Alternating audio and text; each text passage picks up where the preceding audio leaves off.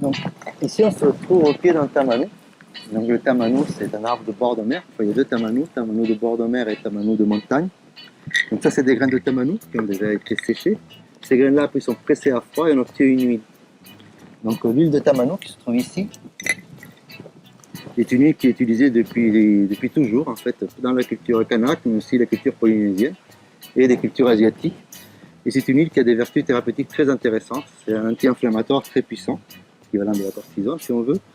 C'est aussi antimycose, donc anti-champignon, antibactérien, donc qui tue certaines bactéries. C'est un très bon traitement contre les boutons en général de la peau et problèmes de la peau. Par exemple, pour l'acné, c'est très efficace, les furoncles, et même contre les cancers de la peau, c'est utilisé sur des mélanomes pour combattre l'apparition de mélanomes. Les mélanésiens, on l'a utilisé pur depuis la nuit des temps, mais c'est conseillé d'utiliser à plutôt 20% parce que c'est une huile qui est cytotoxique, c'est-à-dire qui attaque les cellules mortes. Et donc, il y a cette toxicité. Donc, déjà, il y a des risques d'allergie qui peuvent se produire. À une dilution de 20%, ça va être aussi efficace que l'utiliser pur à 100%. Donc, on économise du produit et puis on diminue les risques d'allergie.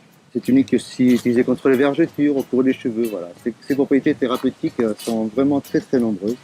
Donc c'est très intéressante, c'est une huile sacrée en Polynésie et dans plusieurs endroits du monde. En Nouvelle-Zélande aussi, c'est une huile sacrée. Donc ce tamano est cueilli à partir de cet arbre-là, dans table. Ces graines, elles tombent dans l'eau, c'est des arbres de bord de mer. Donc les graines, elles tombent dans l'eau, après, elles sont dispersées à travers les océans. C'est comme ça qu'ils ont peuplé les côtes de l'océan Indien et l'océan Pacifique. Les graines sauvages sont cueillies souvent par les femmes des tribus. Et donc nous, on l'achète au prix de commerce équitable, on fait commerce équitable avec les tribus et ils nous ramènent des graines. Après, ces graines-là, on les sèche. Donc les déshydrate. Une fois déshydratées, après on les presse dans une machine, une presse à froid. Après ça va être une vis sans fin.